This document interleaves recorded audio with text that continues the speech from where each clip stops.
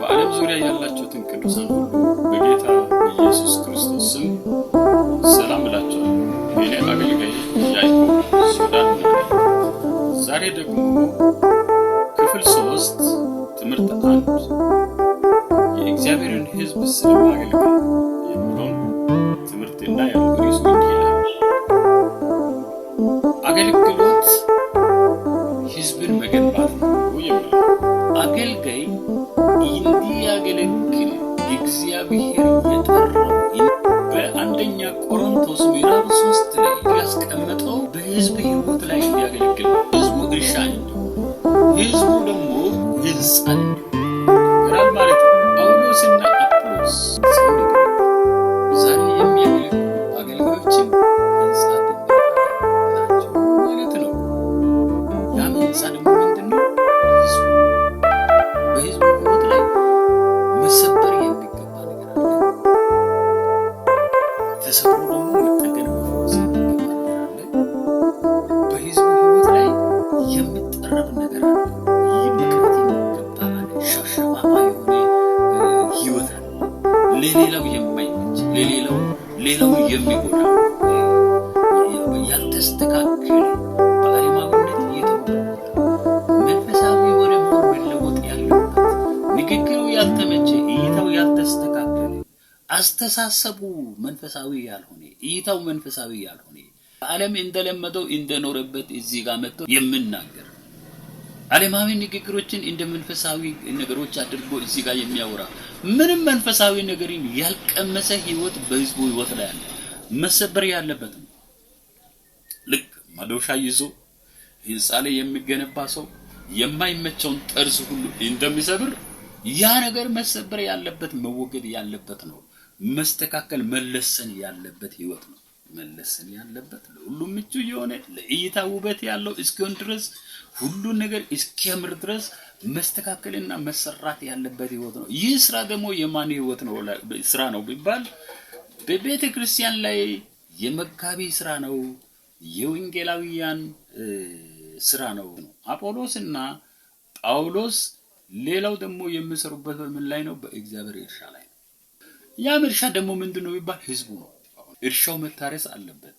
እርሻው አረም መነቀል አለበት። እርሻው መኮተኮት አለበት። እርሻው ውሃ መጠጣት አለበት። መታረም አለበት። ማዳበሪያ መጨመር አለበት። የሚያስፈልገው ነገር ሁሉ መደረግ አለበት። ሕይወት ማለት ነው። ሕይወት ክርስቲያናዊ አገልግሎትን ማገልገል ወይንም ክርስቲያናዊ አገልግሎት አገልጋይ መሆን ማለት የእግዚአብሔርን ሕዝብ ሕይወት መገንባት ነው። ሕይወት ውጪ ባለው ሁኔታ ሄዶ ደግሞ መስሎ ሌላ ውስጥ ነገር ገብቶ ወዲያና ወዲህ እየተመላለሱ ዘመናቸውን የሚያሳልፉ ከሆነ በሕዝብ ሕይወት ላይ ነገ የሚደርሰው የሚመጣው ነገር ይታወቃል። ውጤቱ ይታወቃል ማለት ነው። መጥፎ ውጤት፣ ክፉ ውጤት ይመጣል። ክፉ ውጤት ሊመጣ ይችላል። በዚህ አይነት ሕዝብን ሕይወት ላይ የማንሰራ በሌላ ነገር ላይ የምንሰራ ከሆነ በውጤቱ ላይ ነው የሚታወቀው። የምናገለግለው ነገር መቼም የጊዜ ጉዳይ ነው እንጂ ምን አለው? ውጤት አለው። ውጤት መቼም በጊዜ ነው። እንግዲህ ዛሬ ተዘርቶ ዛሬ የሚበቅል ነገር ስለሌለ ዛሬ ተዘርቶ ከዓመታት በኋላ ነው የሚመጣው እና ያን ጊዜ ነው የሚታወቀው። ብዙ አገልጋዮች ሕዝብን እንደ ዕቃ አድርገን የምንቆጥር ሰዎች እንኖራለን። የራሳችን አጀንዳ የምናካሂድበት፣ የራሳችንን ጉዳይ የምናስፈጽምበት እኛ አጀንዳ አለን። ሕዝቡ ግን የራሳችንን አጀንዳ ይፈጽማል። ሕዝቡ ይመጣል። ሕዝቡ በሚመጣበት ጊዜ እኛ እንናገራለን። ለሕዝቡ ተናጋሪዎች ነን። ሕዝቡ ግን ምንድነው? ሰሚ ነው። ገንዘብ እንፈልጋለን ከነርሱ። ሕዝቡ ደግሞ የገንዘቡ ምንጭ ነው። የገንዘቡ ምንጭ ይሆንና ገንዘቡን እኛ የምንፈልገውን ገንዘብ ለኛ እንዲሰጥ እናደርጋለን። ራሳችንን እግዚአብሔር የጠራን በእግዚአብሔር የተጠራን ሰዎች አድርገን ራሳችንን እንቆጥራለን። ሕዝቡን ደግሞ እነርሱ እኛን የሚረዱ እኛን የሚያገለግሉ የኛን ጥሪ የሚፈጽሙ አድርገን ሕዝቡን እንቆጥራለን። እኛ እግዚአብሔር አገልጋዮች ነን። ሕዝቡ ደግሞ እኛን እያገዘ አገልግሎታችንን የሚያስፈጽም አድርገን ህዝቡን እንቆጥራለን ማለት ነው። እኛን እግዚአብሔር የጠራን ህዝብን እንድናነሳ ነው። ህዝብን እንድናነሳ ነው። ከወደቀበት እንድናነሳ ነው። ካልተለወጠበት እንዲለወጥ ለመስራት ነው። እኛ በህዝቡ ህይወት ላይ እድሜያችንን ስራችንን እንድንለፋ ነው እግዚአብሔር የጠራ። ህዝቡ እስኪለወጥ ድረስ ህዝቡ ክርስቶስን እስኪመስል ድረስ እንድናደርግ ነው እኛ እንጂ ተገልጋይ ሆነን ህዝቡ ደግሞ እኛን የሚያገለግለን ህዝብን ማድረግ የለብንም። ልንገለገል አልተጠራንም፣ ልናገለግል ግን ተጠርተናል። ኢየሱስ ራሱ እኮ ሲናገር ሊያገለግል እንደጠራ እንጂ ሊገለገል እንዳልተጠራ ኢየሱስ ራሱ ሲናገር ነበር። ህዝብን የምናገለግል ሰዎች መሆን አለብን። ህዝብን ማገልገል አለብን እንጂ ህዝብን መጠቀሚያ ማድረግ የለብንም። ህዝቡ እኛ የምናገለግልበት ህዝብ ነው። በእነርሱ ህይወት ላይ ማልፋት የሚገባን ህይወት ነው እንጂ እነርሱ በእኛ ህይወት ላይ እንዲለፉ ማድረግ የለብንም። በእኛ ህይወት ላይ ዋጋ እንዲከፍሉ ማድረግ የለብንም። እኛን በመፍራት በመደንገጥ ዋጋ እንዲከፍሉ ማድረግ የለብንም። ህዝብ ጌታን በምንገናኝበት ጊዜ ጌታ በሚመጣበት ጊዜ እግዚአብሔር የሚመለከተው እኛ የጻፍናቸውን መጽሐፎች አይደለም። ብዙ የጻፍናቸውን መጽሐፎች አይደለም እግዚአብሔር የሚመለከተው። የሰበክናቸውን ስብከቶች አይደለም ጌታ የሚመለከተው። ያገለግሉናቸውን አገልግሎቶች አይደለም። የዘመርናቸውን ዝማሬዎች አይደለም። የሰበክናቸውን ስብከቶች አይደለም። ኮሌክሽኖችን አይደለም ጌታ የሚመለከተው።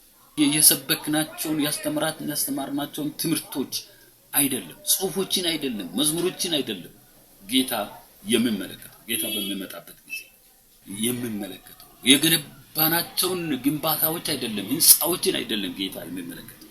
ነገር ግን ጌታ የሚመለከተው ነገር ያፈራናቸውን ፍሬዎች ነው የሚመለከተው። ውጤት ያመጣንባቸውን ነገሮችን፣ ውጤታማ የሆኑ ነገሮችን፣ በእኛ አገልግሎት ምክንያት የተለወጡ ሰዎችን ነው የሚመለከተው። ወደ ጌታ ያመጣናቸው እንዲድኑ ያደረግናቸው እና እነርሱ ደግሞ ከዳኑ በኋላ የእግዚአብሔርን ምሳሌነት እስኪደርሱ ድረስ ክርስቶስን እስኪመስሉ ድረስ በህይወታቸው ላይ መንፈሳዊ ስራ የሰራንባቸውን ሰዎች እነዚያን ነው ውጤቶችን ነው የሚመለከተው። እነዚያንም ሰዎች በእኛ ፊት እያሳለፈ ይሸልማቸዋል። ሽልማት ይሰጣቸዋል። ከዚህ በፊት እንደተናገርኩት ተማሪው ሲሸለም አስተማሪው ደስተኛ እንደሚሆን ሁሉ እንዲሁም ያገለገልናቸው ሰዎች ሲሸለሙ እኛ አገልጋዮች በእግዚአብሔር ፊት በደስታ እንደምንሞላ፣ በሞገስ እንደምንሞላ፣ በክብር እንደምንሞላ፣ እንባ እንደሚያተናንቀን በጌታ ፊት እርግጠኛ ነኝ። እና ያ ነው የሚታየው እንጂ ሌላው ነገር ሁሉ ውዳቂ በዚህ ምድር ላይ የሚቀር ነው። የምናገለግለው የህዝብን ህይወት ነው እንጂ ሌላ ነገር አይደለም።